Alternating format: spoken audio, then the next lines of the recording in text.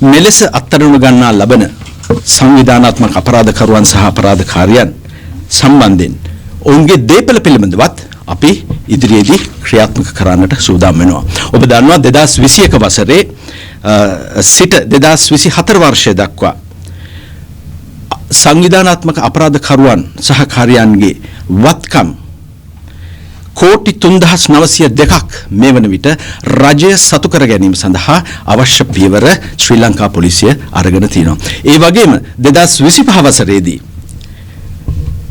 වත්කම් ක්‍රියාව විරහිත කිරීම සඳහා කෝටි 73ක් මේ වන විට රජය සතු කර ගැනීම සඳහා ශ්‍රී ලංකා පොලිසිය කටයුතු කරගෙන යනවා.